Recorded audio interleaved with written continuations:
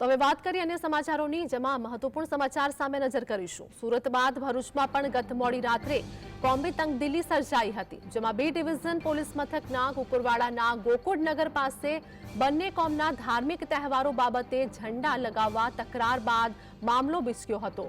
પથ્થરમારા અને તોડફોડ થવા સામે નાસભાગ મચી જવા પામી હતી, તો આ ઘર્ષણમાં 2 લોકો ઇજાગ્રસ્ત પણ થયા હતા। બનાવની જાણ થતાં જ એસપી મયુર ચાવડા સહિત ઉચ્ચ અધિકારીઓ તેમજ પોલીસ કાફલો ઘટના સ્થળે દોડી ગયો હતો। પરિસ્થિતિ પર કાબુ મેળવ્યો। આ બાદ સમગ્ર વિસ્તારમાં ચુસ્ત પોલીસ બંદોબસ્ત તૈનાત કરવામાં આવ્યો છે અને આ સાથે જ સીસીટીવી ફૂટેજ તપાસી તોફાનીઓને રાઉન્ડ અપ કરવાની કામગીરી પોલીસ દ્વારા હાથ ધરાઈ છે। તો સુરત બાદ વધુ એક ઘટના સામે આવી છે। ભરૂચમાં 2 કોમી જૂથ વચ્ચે અથડામણ થઈ હતી। તોફાનીઓને રાઉન્ડ અપ કરવાની પણ કામગીરી પોલીસ પ્રશાસન દ્વારા હાથ ધરવામાં આવી છે। ભરૂચમાં 2 કોમના જૂથ વચ્ચે અથડામણની આ ઘટના સામે આવી છે। સુરત બાદ ભરૂચનો આ કિસ્સો પ્રકાશમાં આવ્યો છે। ભરૂચના કુકરવાડા વિસ્તારનો આ બનાવ સામે આવ્યો, જેમાં પોલીસ પ્રશાસન દ્વારા કામગીરી કરવામાં આવી, તો 2 જૂથના ટોળા વચ્ચે પથ્થરમારાની આ ઘટના સામે આવી છે।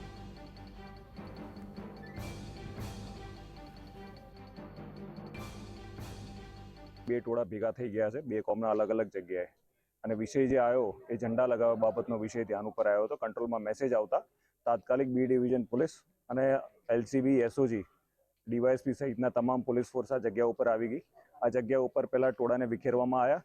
હાલ શાંતિ છે। અહીંયા ગુનો દાખલ કરવાની પ્રક્રિયા ચાલુ છે। જે બનાવે આ ગુનો બની રહ્યો છે એ સંદર્ભે હાલ કાર્યવાહી પોલીસ સ્ટેશનમાં ચાલુ છે। આજ મુદ્દે અમારી સાથે અમારા સહયોગી નિલેશ અમારી સાથે લાઈવ જોડાઈ ગયા છે। નિલેશ, સુરત બાદ ભરૂચમાં હવે જે કિસ્સો પ્રકાશમાં આવ્યો પથ્થરમારાની આ ઘટના, પોલીસ પ્રશાસન સામે પણ આ સવાલ ઉભા થઈ રહ્યા છે કે વારે ઘડી આવી ઘટનાઓ બની રહી છે, શું વધુ અપડેટ? જી, હાલ ગણેશ મહોત્સવ પણ ચાલી રહ્યો છે। બીજી બાજુ આગામી દિવસોમાં ઈદે મિલાદનો તહેવાર આવનાર છે।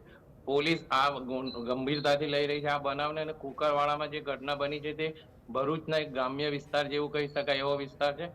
ત્યાં આ ઘટના બની છે તેને તાત્કાલિક પોલીસ દ્વારા દાબી દેવામાં આવી છે, અને પોલીસ દ્વારા જે હાલ સીસીટીવી ફૂટેજ સહિતની કામગીરી તપાસવામાં આવી રહી છે, તેના પગલે 10 થી વધુ લોકોને ડિટેન પણ કરવામાં આવ્યા હોવાનું જાણવા મળે છે। પોલીસ આ મુદ્દે તાત્કાલિક એક્શન લીધું છે, અને જે આગામી દિવસોમાં વિસર્જન પ્રક્રિયા પણ શરૂ થનાર છે ત્યારે આ મુદ્દો અન્ય વિસ્તારોમાં પણ ના પ્રસરે અને તેના પડઘા બીજે ના પડે તે માટેની પણ તકેદારી રાખવામાં આવી રહી છે। પોલીસ દ્વારા અફવા ફેલાવા સામે કે સોશિયલ મીડિયા પર પણ ધ્યાન રાખવામાં આવી રહ્યું છે। તે આ અંગેની આગામી કાર્યવાહીમાં શું કરવામાં તે જોવું રહ્યું। જે બિલકુલ નિલેશ, વાત કરી જે પ્રમાણે સુરતમાં પથ્થરમારાની ઘટના બની હતી, જેમાં લોકોની લાગણી દુભાઈ, ફરી એક વખત ભરૂચમાં જ્યારે આવી ઘટના બને છે તો પોલીસ પ્રશાસન સામે પ્રશ્ન અનેક થાય છે। હવે વાત એ છે કે પોલીસ પ્રશાસન દ્વારા આગળની રણનીતિ શું હશે? શું હવે આ જે કિસ્સો પ્રકાશમાં આવ્યો છે તો આરોપીની ધરપકડ કરવામાં આવી છે કે નહીં, તે પણ સવાલ છે। હાલ સત્તાવાર રીતે કંઈક જાણવા નથી મળ્યું, પણ 10 થી વધુ લોકોને આ બનાવમાં ડિટેન કરવામાં આવ્યા હોવાનું જાણવા મળેલ છે, અને આગામી થોડા જ સમયમાં આ અંગેની સત્તાવાર જાહેરાત પણ કરવામાં આવશે તેમ જાણવા મળી રહ્યું છે। જી નિલેશ, હા, અંગે વાત કરીએ કે જે ભરૂચમાં જે ઘટના બની છે જેમાં સીસીટીવી ફૂટેજની તપાસ કરવામાં આવી રહી છે, આગળ અન્ય કોઈ ખુલાસા થયા છે કે નહીં?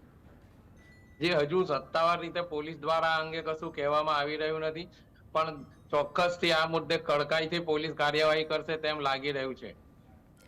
જી નિલેશ, અમારી સાથે જોડાવા બદલ, સમગ્ર માહિતી બદલ આપનો આભાર।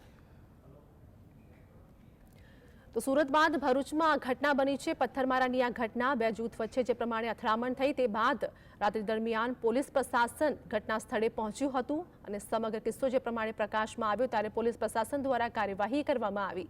આ અંગે વાત કરીએ કે પથ્થરમારાની આ ઘટના ફરી એક વખત સામે આવી છે, લોકોની લાગણી દુભાય છે, ત્યારે જે પ્રમાણે આ ઘટના બની છે તો પોલીસે વધુ તપાસ પણ હાથ ધરી છે।